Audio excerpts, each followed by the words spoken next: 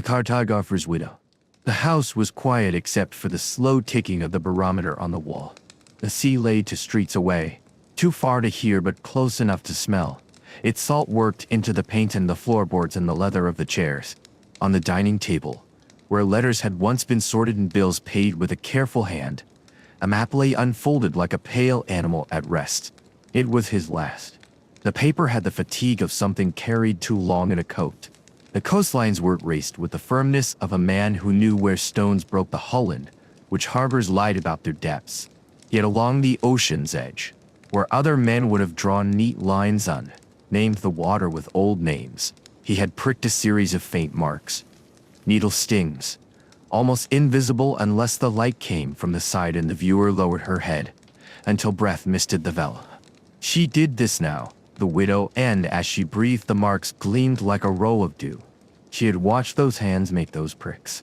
She had brought him tea that night. He had not drunk it. He had sat with his back straight and the lamp held low as if secrecy could be arranged with shadows. When he finished, he rolled the map without a word. In the morning he took a small satchel and went out to the harbor. And that was the last morning he went anywhere at all. The message came 3 weeks later, copied from a ship's log by a clerk who did not look at her as he spoke. Store. Latitude uncertain. One survivor insists a boat was seen, then not seen. The ocean does not always return what it takes. He folded the paper with the care of a man closing a door he did not wish to hear. She walked home with the door in her pocket. Now the house held the details he had left behind like footprints that had hardened into stone. The compass with a hairline crack on its glass. The brass dividers that opened and closed with the rhythm of a breath. The long ribbon of linen tape on which he had once measured a coastline while standing on it. Wind and drain in the weight of years pulling at his coat. And this last map, unrolled. The dust choosing to gather on its blank spaces instead of on its lines. She ran a finger along the coast until she reached the first of the needle pricks. It was not placed on any harbor or promontory she could name. It hovered just beyond a bay where the fishermen swore the current never kept its promise. Between one prick and the next the paper showed nothing, no island, no shoal, no name. But when she tipped the map left and right, a pattern suggested itself like a rumor. Not a straight line, not a curve, a tremor. She went to the window and lifted the latch. The March air moved into the room, cold enough to make her feel her hands. Across the lane the harbor chandler was sweeping sawdust into a pile and failing, because sawdust prefers dispersion. She watched until she had the courage to look back at the map and take it into her arms.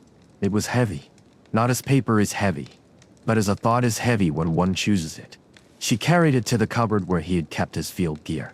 She took down his satchel, the one he had carried to the harbor on the last morning. Inside lay the sextant wrapped in its cloth, the small oilskin book of bearings, a coil of string, a lump of chalk, and a pencil that had been sharpened so many times it had become the idea of a pencil. She added the map to the satchel and buckled the strap twice. When she closed the door of the house, she did not lock it. Locks are for returns. She placed the key under the flower pot that had never held a flower and turned toward the sea. The masters of her husband's profession had always insisted that maps were not mirrors. A mirror accepts whatever stands before it and gives it back in reverse. But a map refuses, compresses, chooses. It trades detail for promise. A map says, "This much I can tell you about the world. And if you take me into the world, I will help you reach its edge. Beyond that, you are the measure of your own fear." She remembered those lessons because she had set the table for them. Poured the tea, taken notes when the men pretended not to require notes. She had copied letters for him when his hand cramped, and when he returned from his voyages with wind-burned cheeks and a silence that required washing from his hair, she had questioned him until the silence loosened. The questions were not about the fish or the prices or the names of ports that was the talk of the quay. Her questions were about degree and dark, about how the horizon changed when one left the sight of land and about what a man might feel when the sea was all that remained of a planet. What does the ocean teach that land will not? She had asked once, and he, feeling generous, had said that the world is mostly distance. He had not been a cruel man. He had been in love with his accuracy in the way that some men are in love with their mistakes. He would say, "We do not draw where things are. We draw where they will be when you arrive. Then he would use the dividers to step off an interval across a mouth of water and mark a point with ink that would outlast the boats of that year. He preferred ink to people, not out of dislike, but out of relief. In the last decade, the board in the capital had discovered the worth of neatness. They organized the sea into corridors and the coast into entries and exits, as if continents were public houses. They demanded maps that could be folded by a clerk and read by a man who could not read a cloud. They paid by the page, and pages must be filled. The pressure to simplify turned the world into a collection of truths that could be printed without hesitation. He resisted as long as a man can resist hunger. He took their coin, drew their corridors, and hid his doubts under the table when they came to inspect the work. It was only in the margins that his honesty leaked. He began to prick the paper with his needle where the coast did not behave. At first the pricks were warnings to himself: avoid this channel in winter. Do not trust this depth after the new moon. But in that last map the pricks had become something else. They did not stand beside features, they made their own. He had not told her what they meant. He had not told anyone. The harbor where she bought her passage was called Harrow, as if the land itself had plowed the water into submission. Its mouth was narrow and crabbed with rocks. Beyond the first bend, the bay opened into a large bowl where ships came to rest after their labor. The men who managed the moorings kept their own maps, rolled up like whips. They knew the shallows the way tailors know the shoulders of a man. They had faith in the repeated accident. She approached the agent's desk with the satchel at her side. He looked at her hands as if they were a form of currency he did not accept. Where to? She had not planned to say the name of a place. She had planned to say the name of her intention. But she remembered that the sea takes its orders from place names, not from desires. She said, "North along the Bloom Current. As far as a fishing sloop will take me." "Fishing's for fishers," he said. "Passengers make fishermen uneasy. They start to count their lives."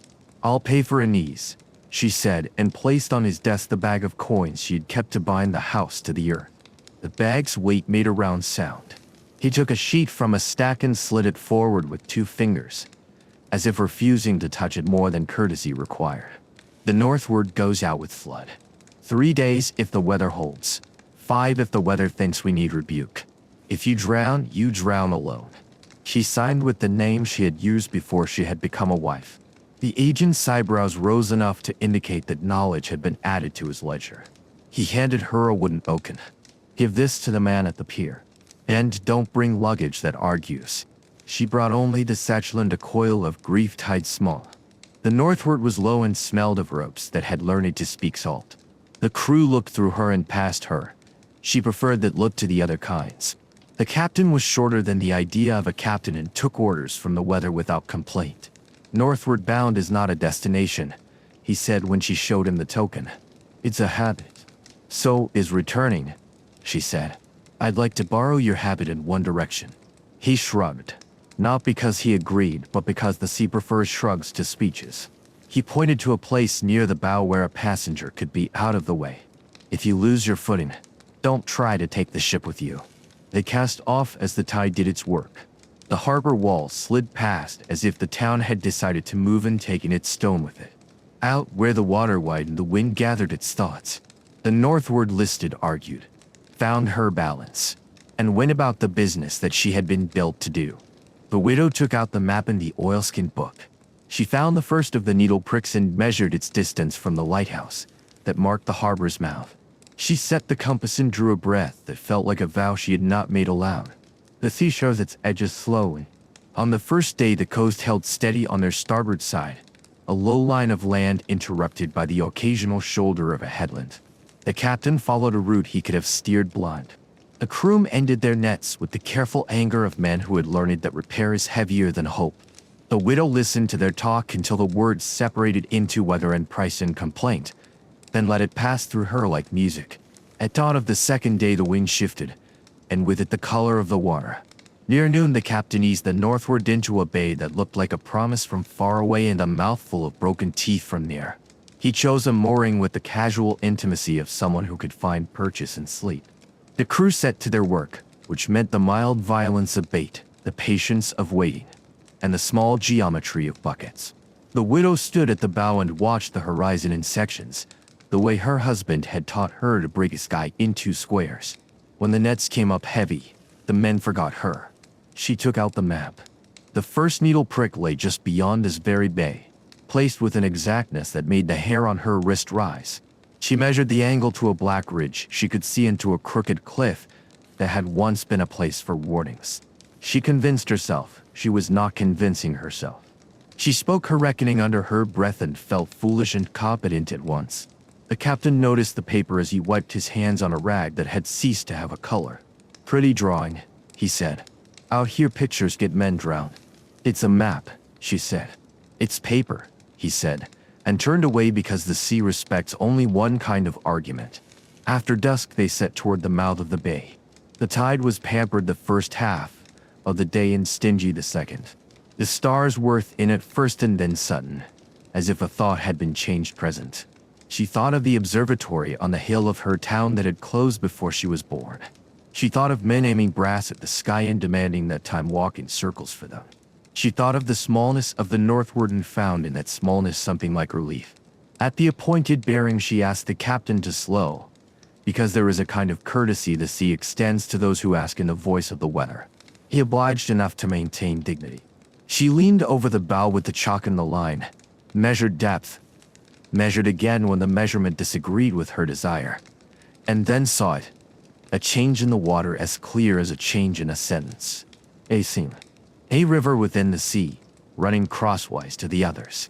"Do you see it?" she asked the captain. He spat into the water in the manner of men offering the ocean a test. "I see what we see all along this coast. The bloom current's boundary. Don't dangle a foot in it unless you'd like to meet the winter at once." "This seam moves," she said. "All seams move," he said. "This one comes back to the same place," she said. "My husband marked it with a needle." He looked at her for the first time as if she were a person who had made a choice. "Your husband's the one who didn't come back. He's the one who went farther," she said. "Same end," he said. "Different verbs." She marked the seam on her paper. The chalk left only the idea of a line on the wet deck, and the idea was enough. She had kept his letters in a drawer that had learned to refuse all other objects. They were sparse, written with the ink of someone who believed that clarity had a cost and that the cost must be shared by the reader. He wrote of weather in a way that made weather a character rather than a condition. He wrote of land from the sea, describing what a coastline does to a man's will. He wrote of his instruments with a courtesy he rarely extended to strangers. He wrote to her as if writing to himself and she were a better version of him. But after he began the last map, the letters had changed. They were not sent. They were folded and left in the hidden pocket of his coat, written to be found, not received. The day before she went to the harbor she had discovered them by accident when her fingers sought paper and found the outline of what he had refused. She did not bring those letters with her. She had copied them by hand into the oilskin book, because copying is how the living drink the dead. At night, while the crew snored in their nests of tarred wool, she read by the small lead near the bow. "There's a line in the water that is not a current and yet moves," one letter said. "It knows the calendar better than any lighthouse. I have begun to think of coasts, not as shapes but as rehearsals." Another said, "Marks are not places. They are decisions that have learned to stay still." Another, "If I draw what is truly there, the board will reject it as superstition. If I draw what they want, the sea will reject it as an insult. Between these I continue to be a man." In the last letter he wrote, "I have found the seam's parent. It is not a river. It is a memory. The ocean is remembering a shape it had and will have again. The needle shows the places where remembering reaches the surface. When I say this to the sea, it does not laugh." She folded the book and held it against her chest until the lamp went out by itself. The boat moved through the forgotten shape as a fly moves across old glass. The horizon burned with the slow anger of dawn. On the third day, the northward sought shelter in a village with a name that sounded like a man remembering his own. The houses pressed their backs to the hills as if they had been accused of something unwished to be among trees when the verdict came. The harbor had been carved by a river that had grown embarrassed and left, and the sea made do. The villagers had the look of people who have invented a compromise with distance. They did not ask questions because strangers never bring news that improves a life. The captain made his bargains with the shore and with the woman who kept the ledger of fish. The crew slipped into the sheds where ropes are repaired and stories are broken into prices. The widow walked along the shingle and let the stones teach her their versions of the coast. At the far end of the beach, a man stood with a child and showed him how to read the seaweed. The man's coat was polished by salt. His boots held the shape of work. He looked at her as if whether an acknowledgement without fear. "You're not from the boats," he said. "No," she said. "You carry a map," he said. "Not the printed kind. The kind that bites back when the wind keeps changing its mind." She unfolded it enough to show him nothing useful. He nodded with the deliberate slowness of a person checking a story against a coastline he has walked with his feet. "My grandfather marked places like your husband did," he said, as if fact and guess had agreed in him. He called them the old mouths, where the sea remembers to speak. "What did he do with the knowledge?" she asked. "Nothing," he said. "He told me. I told my son. He mends nets. I take tourists to see the cliffs when the fog pretends to be a story. We are all useful. Do the old mouths stay?" "They go," he said. "Then they come. If you think time is a line, you will drown where a bend should be." The child tugged at his sleeve, demanding the next fact. The man held up a length of weed and twisted it into the shape of a question mark. "See letters," he said to the child. "You read them by not insisting." The widow thanked him and put the map away. In the ledger woman's shed, she sold the idea of herself as a passenger and bought, in return, a place on a coastal mail boat that would trade precision for stubbornness.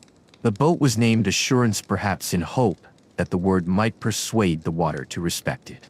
It smelled of sacks that had carried other sacks. The crew wore expressions that had been given to them by rain. The captain steered with the careful indifference of someone who had once loved a straight line and had learned the cost of it. They left at dawn with a collection of unimportant letters that were likely to be read as if they were important. The boat moved out of the village's protection into the long breadth of the coast. Off the port, a gray fin made a thought on the surface. The captain did not point. Men who spend their lives with water do not perform it for others. The widow stood by the wheelhouse and watched the captain not watch her man. He saw it anyway. "Your husband's work," he said without looking. "I know the hand. He had the habit of not forgetting." "You know him," she said. "We shared a storm," he said. "That's more intimate than sharing a table." "He made marks with a needle," she said. "He drew the coast twice," the captain said. "Once for men and once for the shore." "What do the needle marks mean?" "What we all know and what none of us can invoice," he said. "The sea is a memory machine. It rehearses shapes. Once in a while it puts its rehearsal under your keel." "How do I follow memory?" "By making less noise," he said. And that was all. In the late afternoon the sky lowered until the clouds looked like old stone. The Assurance bounded, then remembered not to, and chose to lift instead. The wind was a grammar. The sea obeyed. The captain adjusted his sentence. The widow measured, marked, and then stopped marking because the paper had become a sheet of doubt in her pencil, a finger pointing at a patient animal. She put the map away and stared at the water without the wish to translate, without the wish to win. It was then that she saw the second scene. It ran not in a line but in a gesture, like the motion of a hand indicating so. It met the first seam at a place that should not have had a name and, nevertheless, had one in her mouth before she knew she had given it hinge. When we name, we are often remembering, not creating. The word fit the water as a key fits a lock that had waited for too many winters. The captain heard the word and turned his head slightly, which for a captain is equal to surprise. "You see it," he said. "I hear it," she said, and knew that she had spoken a truth that would hold for longer than she would. The hinge joined the two seams and carried them toward the coast. When he touched shore, the cliffs were half alive and half stone. The mailboat passed at a distance because mailboats understand hubris in other vessels the way wolves understand it in dogs. She marked the hinge on her paper without the fear of making a promise she could not keep. Night made its ordinary claim and the Assurance dipped into a harbor that had the good manners to exist where needed. The captain offered her the small privilege of the chart room. Not because she had earned it, but because some rooms select their company in Menno Bay. The room smelled of wet wooden decisions. The charts on the table were honest in the way that tools are honest when not required to flatter anyone. She spread her map beside them. The paper did not like sharing its flatness, but the two geographies tolerated one another. She saw it then not as a series but as a course. The needle pricks formed a sequence of old mouths where the sea rehearsed its former edges. But between these pricks ran something older, a ghost coast, a peninsula that had once been and would be again when glaciers were thoughtful in different places and silence had a different temperature. He had pricked the line of that ghost with the obedience of a man who knows a secret will survive him if he is precise. He had not drawn it, because to draw is to claim, and he had not wanted to claim. He had wanted to confess. She traced the ghost coast with her finger as if warming a limb that had fallen asleep. In the margin she wrote, "Not a superstition. A cycle." Then she wrote, "Maps are promises to the future, not explanations of the past." Then she stopped writing because language is a tempting thief. She slept in the chair because the room wanted to be occupied and she could be occupied on its behalf. At the next city, the board's inspector came aboard with the reluctance of a man whose boots did not understand decks. He carried the authority that makes other men promise to find boxes. He expected boxes. The sea gave him something else. "I have business with your captain," he said to the air, and the air took the message to the captain who came. The inspector spoke of lanes and compliance and the need for predictability in commerce. He quoted a paper the captain had never read and never would. "And you," the inspector said to the widow when the air made the mistake of telling him about her. "Passengers are advised to remain within scheduled comforts." She looked at his hat, which had been designed by dry hands, and said nothing. She had learned that silence is a form of correctitude that bureaucrats cannot invoice. He noticed the roll of vellum and reached for it with two fingers prepared to be disappointed.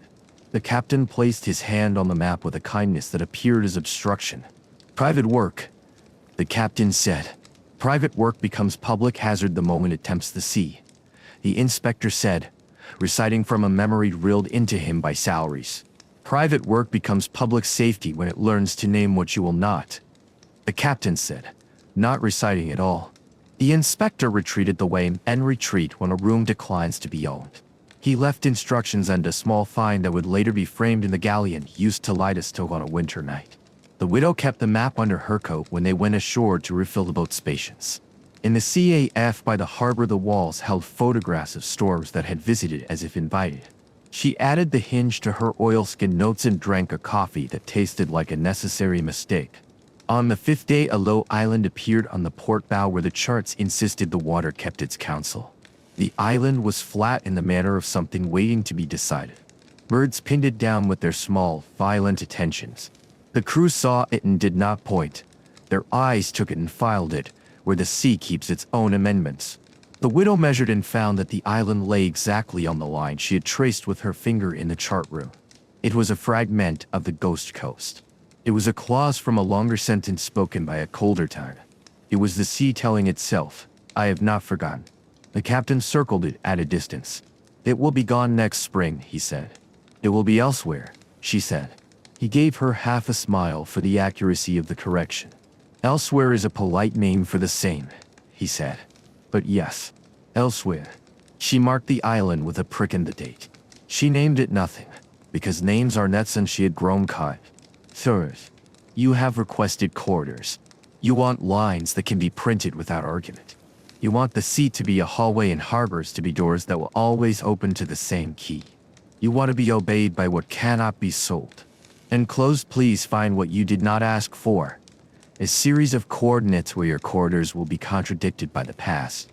These are places where the sea will on a schedule older than your offices take back the shape you insist belongs to contemporary maps.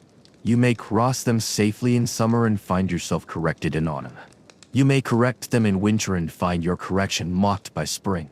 I propose that you add to your documents a layer called memory. Not superstition, not legend. Memory. It will not save every ship. It will save more than your corridors do. You may ignore this letter. The sea will not. It reads in a language that outlasts paper. Respectfully, or rather precisely, a cartographer's widow, whether has a way of contributing to arguments without listening to them. On the seventh day, the wind made its case from the northwest with a logic that colds the hands. The assurance turned her head to it and let herself be pushed where pushing was safer than refusing. The crew tied what could be tied and spoke to one another in words that had lost their edges from being handled too often. The widow wrapped the satchel in oilskin and tied the oilskin with habit. She sat on the floor near the mast and counted the slow heartbeats between the boat's falls. In counting, fear becomes arithmetic, and arithmetic can be born. In the night, a sound separated itself from other sounds. The crack of something that had been asked to be a brigand had decided against it. Afterward, there was the long animal moan of wood behaving as water instructs it. The captain's voice was a rope in the dark. Hold nothing that floats away willingly. The storm walked past them with the weary arrogance of an old tenant. In the dawn, when numbers resumed behaving like numbers, the island that moved had moved. The men squinted at where it had been and said nothing. The widow made a small mark in her oilskin book. Old mouth opened, old mouth closed. The captain put a hand on her shoulder in the manner of men who refuse to be seen as kind and are kind.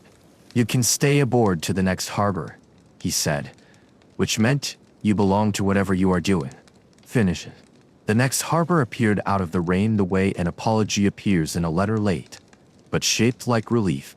The town had been built by people who balanced thrift with a desire not to drown. Its rooms smelled of salt, learning to live indoors. The innkeeper did not ask for her name. He asked for how long she intended to convert his bed into sleep. In the evening, she went to the museum, which was a room with a sign and a curator who had the air of a man rescuing seeds from a fire. He had gathered old charts from ships that had forgotten to claim them. He kept them under glass the way some men keep photographs of their children. She showed him her map and not her grief. He did not touch the vellum. He touched the air above it with reverence. The pricks, he said softly as if in a church. My grandfather spoke of this habit. He called it pinning the future. Does your collection contain the older coastlines? She asked. Not the printed ones. The ones men took home and hid because they had drawn something true by accident. He smiled the way men smile when a stranger uses the correct kind of boldness. He opened a drawer and brought out a chart that had gone the color of tobacco. Along the present coast, a faint pencil line described another. It lay 2, 3, 5 miles out, then hugged the land, then pulled away again like a hand uncertain of its right to touch. She laid her map beside it. The pencil line and the needle pricks greeted one another the way old women greet in markets, without fuss, with a knowledge of bread. How many such charts? She asked. Enough to make a case, he said. Not enough to change a board. Boards change after the sea refuses them, she said. Then we wait, he said, which meant we continue to work under the patience of our betters. May I make copies? She asked. You may leave with the originals if you promise not to sell them to men who need to be right, he said. But you will not leave with them because they belong to the room that remembered them. I will stay, she said, surprising herself. Rooms prefer that too, he said. Snow found the harbor without asking directions. The museum room breathed with her in the mornings. The stove did the arithmetic of heat. She copied charts until the ink on her fingers mapped an other kind of coast. The curator told her where fishermen had drowned in fair weather and where boats had found suddens, and where last year's water had kept its promise. She added these to her ghost coast as annotations, not tragedies, footnotes. In her small room above the inn, she arranged the copies on the floor and sat among them like a woman choosing which part of the past to forgive. The pattern became a body. The body became a sentence. The sentence became a map she could carry without looking at it, because it had moved into her and would use her legs when needed. At night, she dreamed the old mouths opening with the slow courtesy of doors in houses that do not want to wake children. She dreamed the hinge turning the sea as if it were a page. She dreamed the island moving elsewhere and the elsewhere-s attaching to one another like beads on a cold string. The letters she had copied from her husband grew warmer as she worked. The words did not change. Her understanding of their temperature did. A map is a way of agreeing with the future in advance, one had said. Refusal to agree is bravery until it becomes vanity. She considered her husband's bravery and his vanity and decided that grief was a cartography too. It drew a coastline around what could not be visited again and marked the dangerous shallows where memory looks like rescue. In early thaw, a river inland swelled with snow. Moulton remembered that it had once reached the sea through a channel long buried under town. It pushed against brick until brick negotiated. It arrived in the harbor carrying branches and a sheet. The townspeople called the flood a mistake. The sea accepted it as an explanation.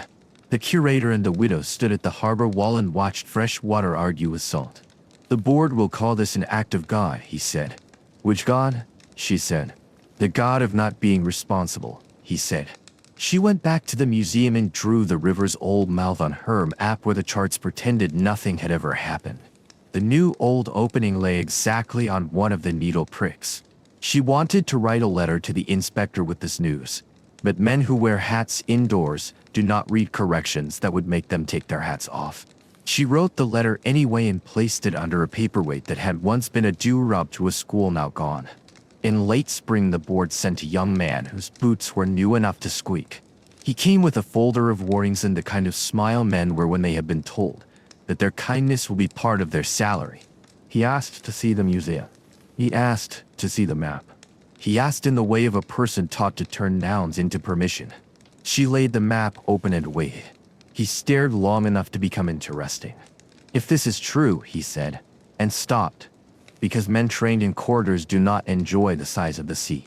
It is true, she said, which is not how proofs are given, but how a tide is announced. It contradicts the lanes, he said. The lanes contradict the coast, she said. The lanes save lives. He said softer. Memory saves more, she said. The sea repeats its mistakes and its remedies. If you draw only the present, you teach the future to forget, he said. The chair accepted him with a small creak of collaborations beginning. What do you want me to do? He asking. He used the part of his education that had been in danger of dying. Add the layer, she said. Call it memory. Print it faint so the bold men can pretend not to see it. Let the careful men learn it. He looked at his hands as if they had changed owners. They will refuse, he said. Then you will have done your work, she said. He nodded and took a copy. He left with his squeak, which the floor forgave. By midsummer, she knew the ghost coast better than the present one. She could walk a shoreline by naming what would not be there in 100 years and feel no despair. Only the grace of being returned to scale. She hired a small boat from a man who looked at her and saw employment. They went out on a day when the horizon decided it could be trusted. They followed the hinge. They let it lead them rather than mapping it as they went. The boat accepted this reversal of command in the way tools accept good hands. Above them the sky rehearsed its old language. Below them the sea remembered its grammar. It opened an old mouth in the place where her husband had drawn a prick she had not understood until now. The man at the oars said nothing because some places do not want words. She lowered a lead line and felt it touch, not bottom, but hesitation. The sea had become unsure of its depth because it had borrowed a depth from a previous century. She wrote in the margin hesitation here. The word fit like a lamp in a widget room. They visited the moving island where it had moved. It endured, flatter, narrower. Birds performed sovereignty in front of them. The wind changed mind, then changed back. The man said, "Finally, you are making a map for people not yet born." "Yes," she said. "And for the dead, who deserve not to be blamed for our forgetting." In autumn, the young inspector returned with boots less squeaky and eyes more tired. He placed on the museum table a stack of proofs printed in ink the color of good rain. Along the corridors, faint honest, ran dashed lines like scars. In the legend, below the loud symbols for buoys in fog harness, a small word appeared memory. They agreed to a pilot, he said. One coast, 1 year. We pretend it is an experiment. We know it is courtesy. The curator shook the young man's hand, as if he were preventing his own heart from showing. The widow stood without moving. The map on the table looked at her with the calm of an animal that has survived a winter. Does it save lives?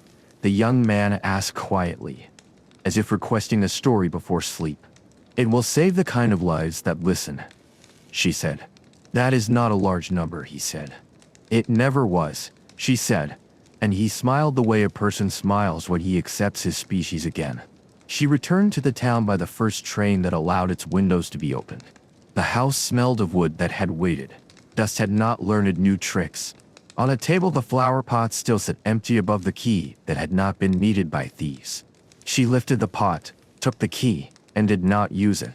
The door did not want the ritual. Houses have their own theology. She unrolled the first map and the last.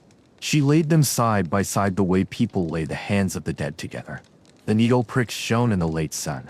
She placed her palm over them, and felt not the paper but the temperature of her own hand returned to her, by a surface that had learned patience. She thought of her husband sitting here with the lampglow, applying the needle with the care of a man teaching the future to walk.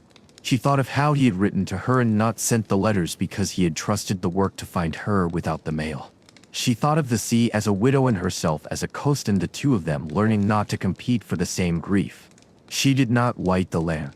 She sat until the dark came to her without coercion. Outside, the barometer ticked its small agreement with the air. Somewhere far off a bell found its metal. The sea spoke in its sleep. She slept in the chair and dreamed she was a line between the maps that refused to accuse one another. In spring the pilot charts went to sea rolled under the arms of men who had learned to read in order to eat. Some mocked the memory layer and called it embroidery. Some traced it with their fingers before leaving harbor and did not say why. In summer, to boats that would have taken the shortcut between the rocks chose the longer curve and arrived intact in board. In autumn a captain wrote, in the small box on the form where remarks die, "The Ghost Coast is a better teacher than I am." No statue was raised. No board revised its mission statement. A clerk somewhere added a line to a budget that did not ruin anything. In winter, a boy in a village that faced both ways learned to tie a knot that would hold until morning and memorized, without meaning to, the dash pattern for Old Mouth. At the museum, the curator grew older with the courtesy of paper. The young inspector returned once a year and said less each time, which is how some men become worth knowing. The widow visited in the months when the air like woolen sat in the room with the charts without asking them to be about her. She walked the harbor at dusk and dreed the tide with the humility of an alphabet learned late. On certain nights, when the wind forgot its tools, the sea laid down perfectly. From the headland the coast looked briefly like the map she carried in her satchel and also like the one inside her ribs. She would place a hand on the stone and feel the planet moving under the complications of water, the old hinge turning at a speed that refused applause. If anyone asked her what she had done, she would say, "I learned to draw softly." If anyone asked what she believed, she would say that the future deserves our accuracy. If anyone asked whether he had returned, she would not answer, because some returns are a change of tense, not of address. The map remained on the table when she traveled. She no longer locked the door. Locks are for returns. She had understood that what returns is never quite what left, and that maps are written for that difference, and that love is the memory layer in all things that hope to be true. The sea kept rehearsing. The coast kept answering. The old mouths opened and closed with the patience of bells. And in a drawer that had learned to refuse other objects, the unsent letters rested like anchors that do not keep boats from moving but teach them the shape of stopping.